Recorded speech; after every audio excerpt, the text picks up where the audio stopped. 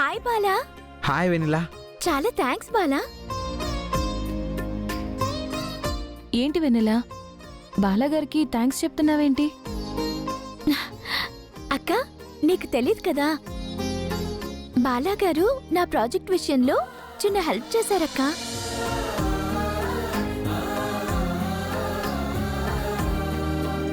నీకు బాలాగారు ప్రాజెక్ట్ విషయంలో హెల్ప్ చేశారా? అవునక్క.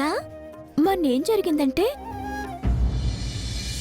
అబ్బా ఏంటో ఈ ప్రాజెక్ట్ వర్క్ ఎంత చేసినా అవ్వట్లేదు. ఇది కంప్లీట్ అయితేనే కానీ నాకు స్కాలర్షిప్ రాదు. హ్మ్.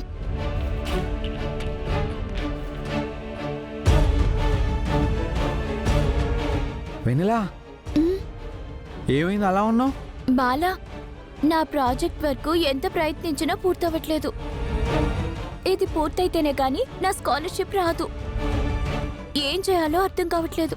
ఏది, ఏ వర్క్ చూపించు. ఇది కన్స్ట్రక్షన్ సంబంధించి సివిల్ వర్క్లే. నీకు అర్థం కాదు. ఏది, ఒకసారి నన్ను చూడు నువ్వు.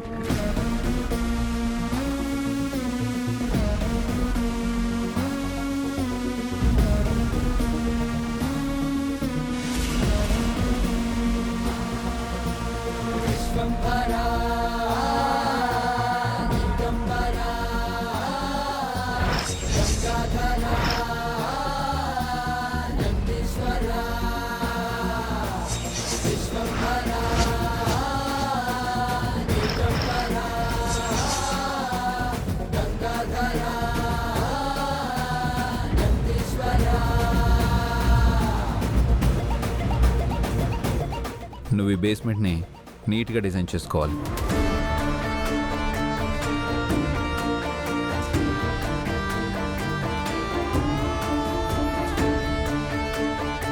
స్ట్రాంగ్గా బేస్మెంట్ని డిజైన్ చేసుకుంటే మిగతావన్నీ సెట్ అయిపోతాయి. నేను చేస్తాను. ఇటు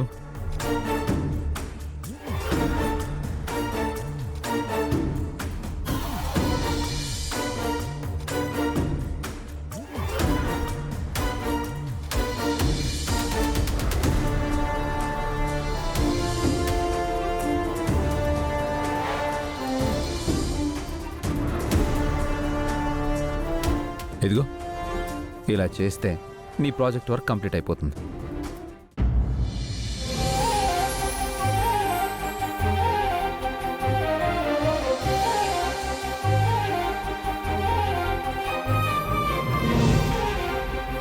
ఆ రోజు బాలాగారు నాకు అర్థం కాని ప్రాజెక్ట్ ని నాకు అర్థమయ్యేలా చెప్పి ఒక అద్భుతమైన ప్రాజెక్ట్ వర్క్ ఇవ్వడం వల్లే, అది సబ్మిట్ చేయడం వల్లే నాకు స్కాలర్షిప్ వచ్చిందక్క.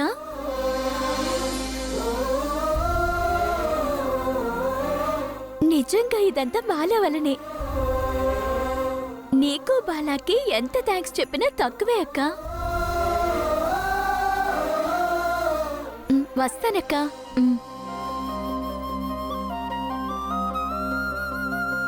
నిజంగా బాలాగారిలో చాలా మార్పు కనపడుతోంది. త్వరలోనే ఈయన్ని ఈ ఊరికి తీసుకొచ్చిన నా ఉద్దేశం సఫలం అవుతుంది.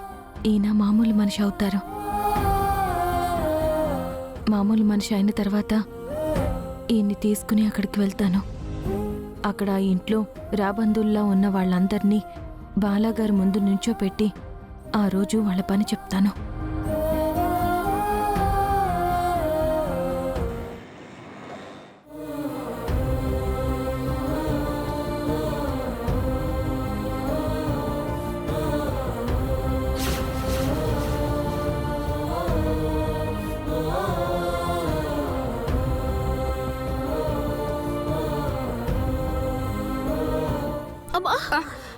గాయత్రి, గాయత్రి, అమ్మ గాయత్రి, అమ్మ గాయత్రి, అమ్మ ఏమైందమ్మా?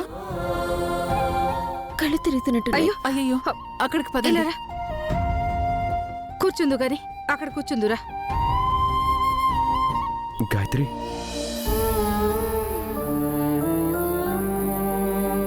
కూర్చోమ్మా, కూర్చోమ్మా. గాయత్రి, మెల్లగా. గాయత్రి, ఏమైంది? ఏం లేదండి, కొంచెం కళ్ళు తిరిగాయి అంతే. అయ్యో, 1 మినిట్, నేను ఇప్పుడే డాక్టర్కి ఫోన్ చేస్తాను. అవసరం లేదురా, ఇవన్నీ నార్మల్. కడుపుతో ఉన్న వాళ్ళకి ఇలా అవుతూ ఉంటుంది.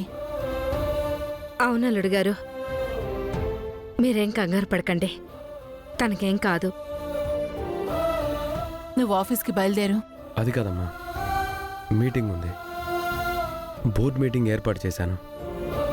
ఇప్పుడు గాయత్రిని చూస్తేనేమో ఇలా ఉంది. వెళ్ళకపోతే ప్రాబ్లం అవుతుంది. ఇన్వెస్టర్స్ అందరూ ప్రాజెక్ట్ ఎక్స్ప్లెనేషన్ కోసం వెయిట్ చేస్తున్నారు. అలా అయితే నేను వెళ్తాను అనంత్. నువ్వు గాయత్రిని చూసుకో.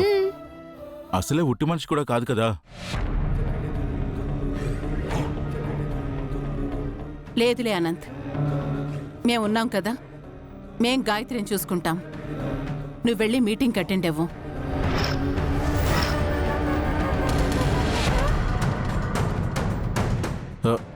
అదేంటి బామ్మ, పెద్దమ్మ అలా మాట్లాడుతుందేంటి? గాయత్రికి బాగోలేకపోతే అనంత్ చూసుకోవడంలో తప్పు లేదు కదా.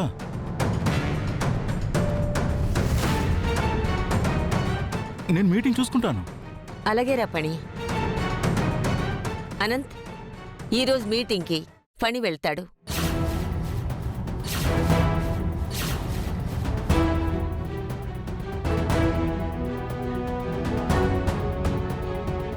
నానమ్మా, అత్తయ్య, మీ మాటకు అడ్డు చెప్తున్నానని కాదు.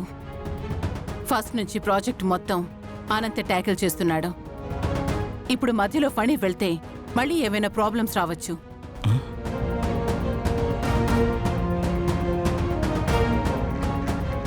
మొదటి నుంచి వీడే కదా డీల్ చేస్తున్నాడు. వీడినే వెళ్ళనివ్వండి. మధ్యలో ఫణి ఎందుకు?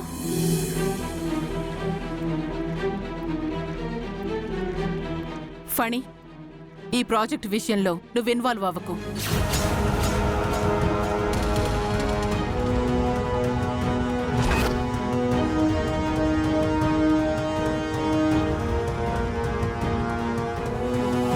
పణి, అక్క చెప్తోంది కదా, నీకు అర్థమయ్యే ఉంటుంది. నువ్వు మళ్ళీ ఇప్పుడు వెళతానని విసిగించుకు. ముందు లోపలికెళ్ళు.